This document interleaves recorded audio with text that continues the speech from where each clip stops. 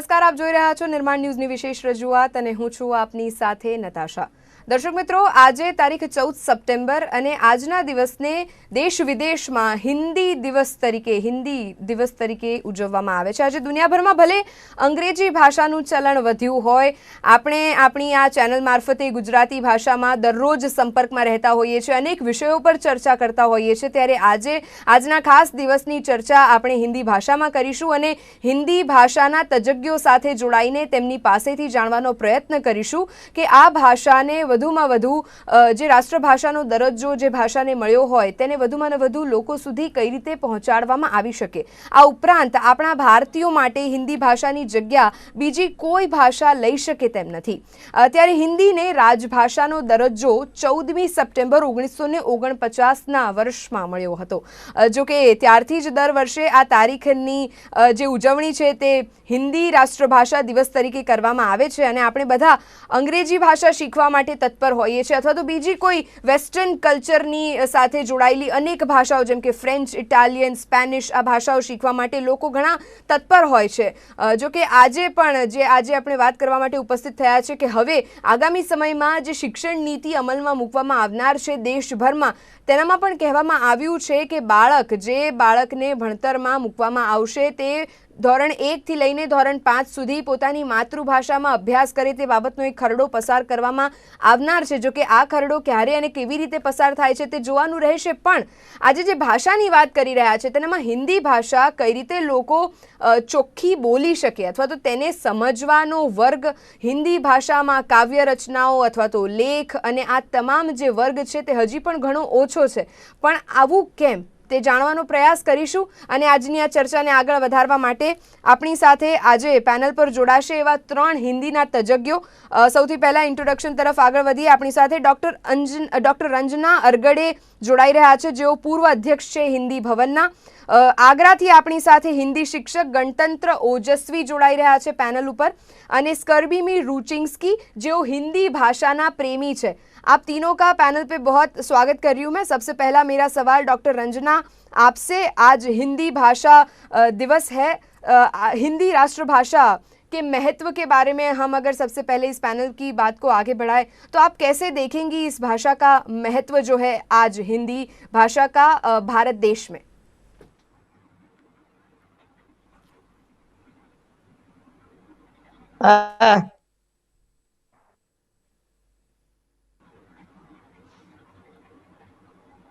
Doctor Ranjana, आप तक मेरी आवाज पहुंच रही है?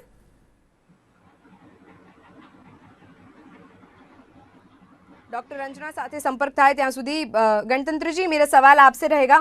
जैसे मैंने डॉक्टर रंजना से पूछा कि आज हिंदी भाषा दिवस है, हिंदी दिवस है, आज के दिन की जो विशेष तैयारियां होती है जिसमें काफ़ी लोगों को शायद आज पता नहीं है। जी डॉक्टर रंजना, आप बताइए, आपके मंतव्य बताइए प्लीज। हाँ, ऐसा है कि हिंदी भाषा का महत्व जो है वो मध्यकाल से ही हम देख पा रहे हैं, क्योंकि मध्यकाल में हिंदी की एक बोली ब्रज बोली थी, आसाम के सभी कृष्ण भक्त कवियों ने लिखा। लेकिन महत्वपूर्ण बात यह है कि जिस समय हम आजादी के लिए लड़ रहे थे उस समय हमारे नेताओं ने, खास करके गांधी जी ने, ये अनुभव किया कि अगर पूरे देश को जोड़ना है तो उसके लिए केवल हिंदी ही एक ऐसी भाषा है जो हमारे काम आ सकती है। और पूरा उस समय के पूरे जो संदर्भ देखें, विवेचन देखें, अभी इतना विस्तार से बताने की आवश्यकता नहीं है, लेकिन उस समय इस बात को महसूस किया गया कि हिंदी के माध्यम से ही हम आजादी पा सकते हैं। जैसे कहा जाता था चरखे के माध्यम से, वैसे हिंदी के माध्यम से। और उस समय चाहे दक्षिण के कवि हों, चाहे गुजरात के हों, आप देखिए दयानंद सरस्वती ने अपनी बात की, नवजागरण की, तो उन्होंने हिंदी भाषा में की। खैर, सवाल ये है कि आजादी तो मिल गई, यानी हिंदी का जो उपयोग था या हिंदी का जो महत्व था वो आजादी तक तो था ही। और इसी परंपरा में आगे चलकर ये हुआ कि भाई किसी भी देश की पहचान के लिए ये जरूरी है कि उसकी अपनी एक भाषा हो। और उसमें भी फिर ये तय हुआ कि भाई हिंदी चूंकि सबसे ज्यादा समझी और बोली जाती है, और लोगों के हृदय में बसी हुई है। इसलिए अधिकांश लोगों के, मेरा कहने का तात्पर्य है, इसलिए ये हुआ कि हिंदी को राजभाषा बनाया गया। आप कह रही थी शुरू में कि हिंदी को राष्ट्रभाषा का दर्जा मिला है, लेकिन मुझे आपको बताना पड़ेगा कि हिंदी को राष्ट्रभाषा का दर्जा नहीं मिला है। हमारे यहाँ पर हिंदी और अंग्रेजी दोनों को राजभाषा का दर्जा मिला है, राष्ट्रभाषा का दर्जा हिंदी को नहीं मिला है। और सभी हिंदी वाले इस बात के लिए उत्सुक हैं कि वो दिन कब आएगा जब हिंदी को राष्ट्रभाषा का दर्जा मिलेगा। और उसका जो महत्व है वो इस बात पर है कि आज हमारा बाजार और हमारी फिल्में कब से हिंदी के कारण ही पूरे विश्व में फैली हुई हैं। बिल्कुल। और हालांकि हम जब इस खास दिन की बात कर रहे हैं तो जैसे हिंदी को राजभाषा का दर्जा मिला है, न कि राष्ट्रभाषा का, ये मेरे जैसे काफ़ी सारे लोग होंगे जिनके मन में आज भी ये दुविधाएं हैं, जिनको स्पष्ट करना शायद हम आज के इस शो के माध्यम से कर पाएँ। जबकि गणतंत्र जी, मेरा अगला सवाल आपसे रहेगा। आप एक शिक्षक हैं, शिक्षक के मद्देनज़र रखते हुए, और जब भी एक टीचर जब भी अपने बच्चों को किसी भी माध्यम से पढ़ाई करवाने में या तो फिर शिक्षा देने में तत्परता रखता है, पर ये तात्पर्य रहता है कि वह मतलब जो भी उनके स्टूडेंट्स हैं वो इस भाषा को समझने का खास तौर पे प्रयास करें। आज भी ऐसा देखा गया है, specially in states like Bihar के, जहाँ पे लोग हर रोज़ अपनी मातृभाषा तो बोलते ही है, पर हिंदी का प्रयोग करने के बावजूद बच्चे जो है स्कूल टाइम के दौरान में हिंदी भाषा में फेल होते आ रहे हैं। अगर आज भी ये परिस्थिति है तो हम कैसे मना रहे हैं आज का ये दिन? पहले तो मैं आप सभी लोगों को हिंदी दिवस की बहुत बहुत शुभकामनाएं देता हूं। और सन 1947 में जब भारत आज़ाद हुआ था तो स्वतंत्रता दिवस के बाद संविधान निर्मात्री सभा में 15 वर्ष के लिए राजकाज की भाषा के रूप में हिंदी भाषा को स्थान दिया गया था। और ये कहा गया था कि सन 1962 में 15 वर्ष बाद हम समीक्षा करेंगे और राष्ट्रभाषा लिखना कि नहीं लिखना इस बात पर जिक्र करेंगे, तैयारी करेंगे। और संभवतः जहाँ तक मेरी जानकारी है, विश्व का ऐसा कोई भी देश नहीं है जिसकी अपनी राष्ट्रभाषा ना हो। बस भारत एकमात्र ऐसा देश है जिसमें संविधान के कॉलम में आज भी राष्ट्रभाषा का कॉलम खाली चल रहा है। सही है। तो और पिछले 3.5-4 वर्षों से हम लोग इस बात के लिए मातृभाषा उन्नयन संस्थान के माध्यम से ये अभियान चला रहे हैं कि सबसे पहले हम अपने प्रयोग में हिंदी लाएं। जब तक हम उसे प्रयोग में नहीं लाएंगे, सुपाच्य नहीं बनाएंगे, लोगों के साथ में जुड़ करके बात नहीं करेंगे, हम समझाएंगे नहीं। ये बेशक ये बात सही है कि कठिन शब्दावली भाषा का सौंदर्य है। संस्कृत भाषा बहुत कठिन शब्दावलियों से चलती है, लेकिन विश्व की सबसे ज्यादा साइंटिफिक लैंग्वेज, वैज्ञानिक भाषा कोई है तो वो संस्कृत भाषा है। और सुमधुर भाषा अगर कोई है तो वो हिंदी भाषा है जी। तो आशा ही नहीं, विश्वास के साथ मैं ये बात कह रहा हूं कि हिंदी हमारी आवश्यकता है। जिस तरीके से बाजारीकरण में पूरे वैश्विक बाजार में भारतीय बाजार का लोहा लोगों ने माना है, जो आज से कुछ समय पहले नहीं माना जाता था। हमें लोगों के पास जाना पड़ता था। बदलाव ये हुआ कि लोग हमारे पास आने लगे। तो यही कुछ भाषा के साथ भी हो रहा है। लोग हिंदी भाषा से जुड़ रहे हैं, लोग हिंदी भाषा को सुन रहे हैं। आप भले किसी भी भाषा में बात कर रहे हो, जैसे अभी आप गुजराती में बात कर रहे थे, लेकिन गुजराती में आप लोगों को, दर्शकों को क्या कह रहे हैं ये हम समझ पा रहे थे।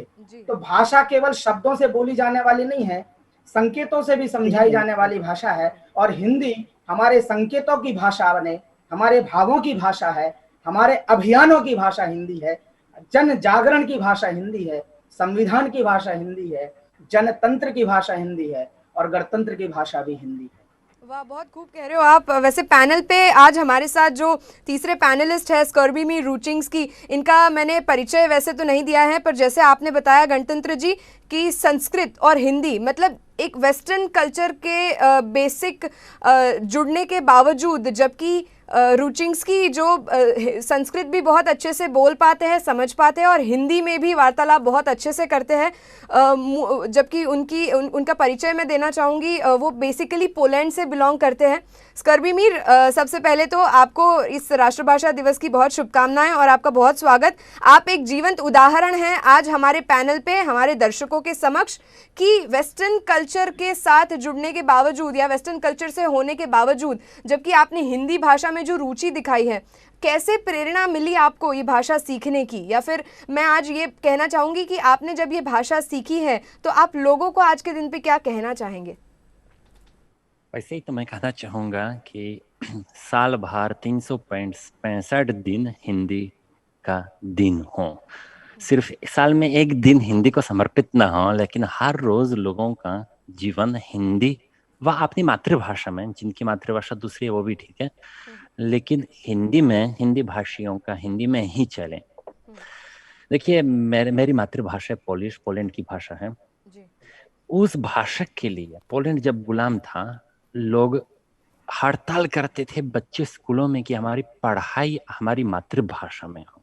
बच्चे लोग विरोध कर रहे थे। जिस समय जर्मनी गवर्नमेंट ने बोल दिया है कि अभी प्रार्थना सिर्फ जो शुरू होती है वो जर्मनी में होगी, तब से विरोध शुरू हो गया, गवर्नमेंट को झुकना पड़ा और वापस पढ़ाई अपनी मातृभाषा में।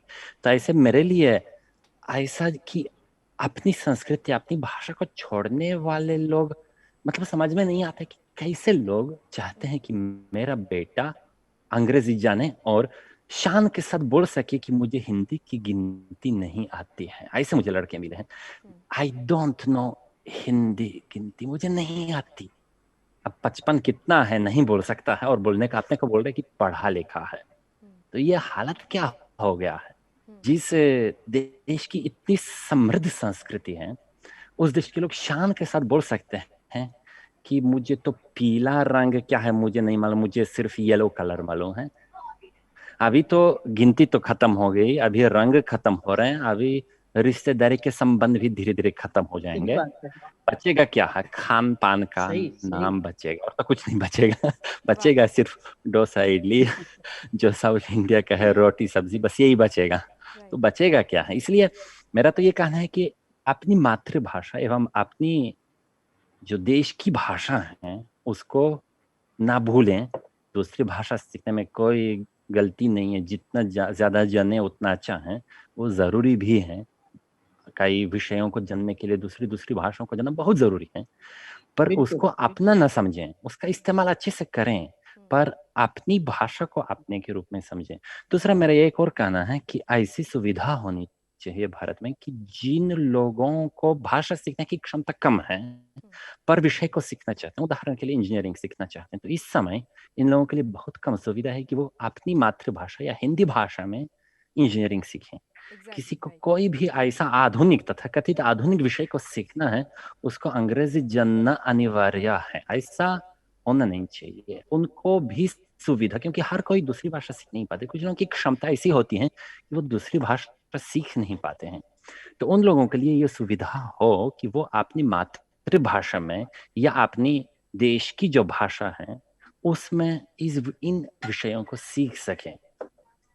बिल्कुल, और बहुत महत्वपूर्ण आज आपने मुद्दे दिए हैं हमारे पैनल पे आज मौजूद होके, और साथ ही में आज जब हम ये हिंदी भाषा दिवस की बात कर रहे हैं, डॉक्टर रंजना, मेरा अगला सवाल आपसे कि भारत की जो संस्कृति है, बहुत ही रिच कल्चर हमारे पास है। ये कल्चरल हेरिटेज को आगे बढ़ाना ये हमारे ही हाथ में है, आज की युवा पीढ़ी के हाथ में है। जबकि आने वाले समय में हम पिछले काफ़ी वक्त से सुन रहे हैं कि आने वाले समय में नई शिक्षण नीति आने वाली है, और ये मौजूदगी नीति को परास्त करके एक नई शिक्षण नीति जो अभी डेवलपमेंट के तहत है।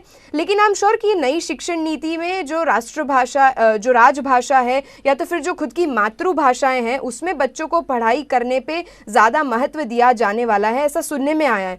अगर ये प्रस्तावना सच हो रही है तो हम सबके लिए एक अच्छी बात है, और आने वाली पीढ़ी के लिए आई एम श्योर ये अच्छी बात है। लेकिन अभी जो हिंदी को ऑप्शनल सब्जेक्ट के तहत डाल दिया है, वो देख के कई बार ऐसा लगता है कि Hindi is not an optional subject. I mean, आज भी काफ़ी सारे कोर्सेज में आप देखें तो हिंदी को एक स्टैंडर्ड के बाद उसको ऑप्शनल सब्जेक्ट के तहत गिना जाता है। आप उसको कैसे देखेंगी?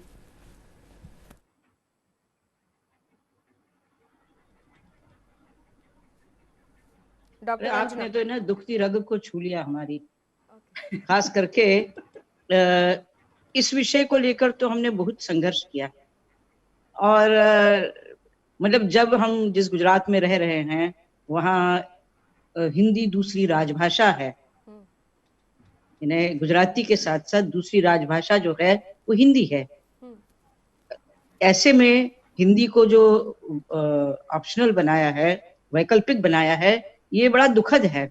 लेकिन एक बात मैं आपसे कहूं मोहतरमा कि ये जो मुद्दा है ना भाषाओं का हमारे देश में, वो जन अपेक्षाओं, जन स्वराजनीति से प्रेरित है। अब जैसे ही भाषा की बात करते हैं और उसमें भी अगर आप हिंदी की बात करते हैं तो हिंदी को लेकर जो है वो विरोध के इतने स्वर खड़े हो जाते हैं, और उसके पीछे अगर आप कारण देखें तो वो राजनीतिक ज्यादा है। और जब से हम मातृभाषा दिवस मनाने लगे हैं तब से आप देखते हैं कि ऐसे कई प्रांत हैं जिसमें ऐसे कई समूह हैं जो हिंदी के वर्चस्व का विरोध करते हैं। जरा आप लोगों के हृदय में झांके करते हैं।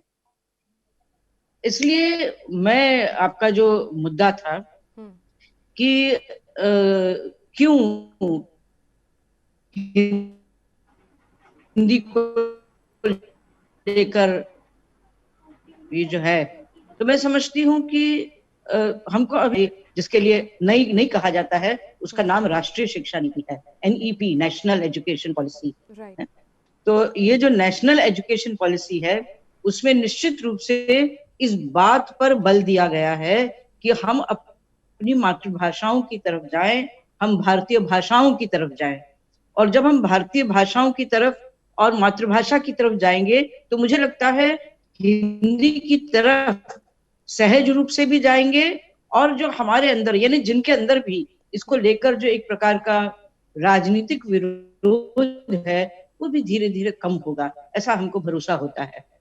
लेट्स सी कि ये भरोसा हमारा हमेशा ही कायम रहे, लेकिन इस भरोसे की जो नींव है वो कभी नहीं हिलनी चाहिए। आज राष्ट्रभाषा दिवस के बारे में हम जब बात कर रहे हैं, हिंदी भाषा दिवस के बारे में हम जब बात कर रहे हैं, गणतंत्र जी मेरा अगला सवाल आपसे कि जैसे हमने डॉक्टर अंजना ने पैनल पे बताया, कई सारे राजनेताओं की भी जब बात करें तो उनके भाषण, उनके अभिभाषण हमने काफ़ी बार सुने हैं, पर उनके भाषण जैसे कि लिखते बहुत ही करेक्ट हिंदी में लिखे होते हैं, पर वो भाषण पढ़ देना या फिर हिंदी भाषा का ज्ञान होना, जबकि आज आप एक राजनेता है, इस देश के आगे जब आप संबोधन कर रहे हैं तो आपको ऐसा नहीं लगता कि जितने भी राजनेताएं हैं जिनको हिंदी भाषा का ज्ञान अवश्य होना ज़रूरी है, ये एक बैरियर बनाना चाहिए जिसकी वजह से शायद हम हिंदी भाषा को और प्रभुत्व दे सके या उसको और सम्मानित कर सके?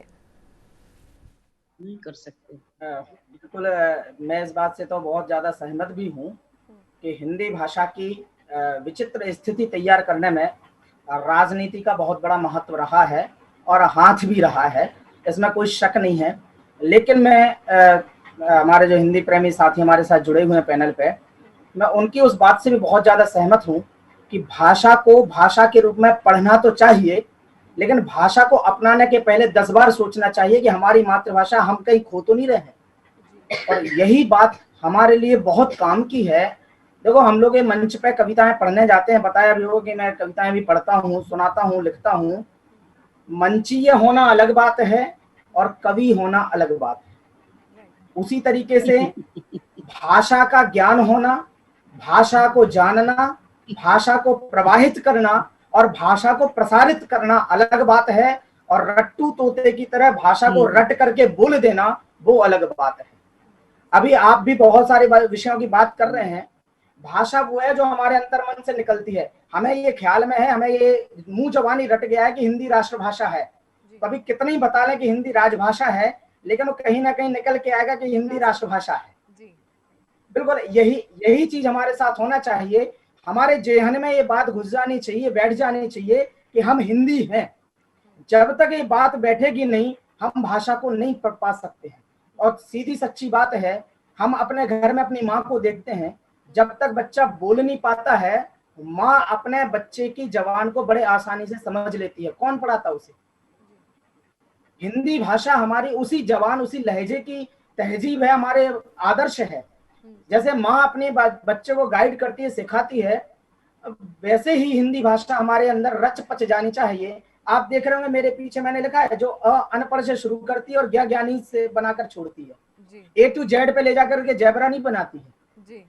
मैं पुनः कह रहा हूँ, भाषा का विरोध नहीं है, लेकिन हम अगर अपने अस्तित्व को छोड़ करके किसी दूसरी भाषा की शागिर्दगी करते हैं, उसके मुखिया बन करके झंडा लेकर के आगे चलते हैं, तो हमारे विरोध के स्वर भी मुखर होने चाहिए, विद्रोह के तेवर होने चाहिए, और अपनी भाषा के प्रति लोगों में प्रेम जगाने के लिए लेखनी भी उसी भाषा में होनी चाहिए। जाने भी सही, बोले भी सही और समझाए भी सही। तो भाषा का विकास आज के दिन के लिए नहीं। उन्होंने ये भी कहा 2 दिन केवल देशभक्ति के, बाकी साल गुनाहों का। आज 14 सितंबर है, तो हम लोग आकर के हिंदी दिवस मनाने लग जाएं। ये एक दिन के लिए हिंदी दिवस नहीं है, ये तो हमारे लिए वर्ष भर चलने वाली एक प्रक्रिया है, सतत चलने वाली प्रक्रिया है। जैसे आपको शायद ख्याल में हो, जब बचपन में चोट वगैरह लग जाती थी तो मुंह से अरे राम, ओ लल्ला, आय राम, आय अल्लाह, ये शब्द निकलता था। आज भी नींद से अगर कोई जगाए तो वही शब्द निकलते जो बचपन में हमारे जेहन में थे जी, बिल्कुल। वो गॉड नहीं निकलता है जी। तो ये भाषा का सौंदर्य है, भाषा का अपनापन है। जिसने इस भाषा के अपनत्व को अपना लिया, उसने हिंदी को अपना लिया, उसने हिंदुस्तान को अपना लिया। वाह, भाषा की महत्वता की आप बात कर रहे थे, इसी बात को आगे लेके जाएंगे। स्कर्बीवीर, मेरा आखिरी सवाल आपसे रहेगा और बहुत ही शॉर्टली मैं उसका आंसर भी आपसे इच्छा रख रही हूँ कि काफ़ी सारे देशों में जैसे अपनी मातृभाषा को हमेशा प्राधान्य दिया गया है। जैसे फ्रांस की बात हम करें, पोलैंड की बात हम करें, यूएसए इटसेल्फ की बात हम करें, जहाँ पे इंग्लिश आपको आना बहुत अनिवार्य है। जैसे हम फ्रांस की बात करें तो वहाँ पे फ्रेंच आना आपको अनिवार्य है, जर्मन में जर्मनी आना अनिवार्य है। वैसे ही हिंदुस्तान में हिंदी आना अनिवार्य क्यों नहीं है? ये एक सबसे बड़ा सवाल जब मेरे मन में आ रहा है, तो आई एम श्योर कि आपके मन में भी आया ही होगा। स्कर्बीवीर, क्या बोलेंगे आप? क्योंकि अंग्रेजी में काम चल जाता है, इसलिए लोगों को लगता है कि जरूरत नहीं पड़ती है। सही बात। लेकिन वास्तव में जरूरत पड़ती है। वास्तव में यदि आपको भारत के ऊपर कुछ भी जानना है तो जरूरत पड़ती है, नहीं तो आप ऊपर से जाएंगे, बिजनेस कर सकते हैं, आगे कुछ नहीं कर सकते हैं, संस्कृति नहीं जान सकते हैं, बिना हिंदी बिना संस्कृत नहीं जान सकते हैं। और वैसे ही मैं भी सिर्फ हिंदी नहीं, मैं तो स्थानीय भाषाओं को भी बहुत सपोर्ट करता हूँ कि क्योंकि ये सबसे करीब, अपने आत्मा के सबसे करीब है। पर हिंदी उत्तर भारतीयों को तो आना ही आना चाहिए, कम से कम उत्तर भारतीय लोगों को, जिनकी भाषा हिंदी से बहुत मिलती जुलती है, उनको सीखने में बहुत आसानी है। महाराष्ट्र से लेके पूरा गुजरात, बंगाल तक ये सारी भाषा हिंदी से बहुत मिलती है। इनको हिंदी नहीं आती है तो शर्म की बात, आना तो चाहिए।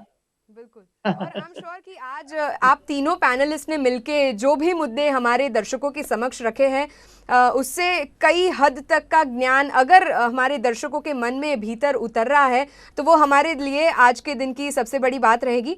आप तीनों ने आपका समय दिया इस पैनल पे जुड़े, इसके लिए मैं आपका तहे दिल से शुक्रिया अदा करना चाहूँगी। और आप सभी को आज के इस हिंदी भाषा दिवस की जाते जाते बहुत सारी बधाइयाँ भी देना चाहूँगी।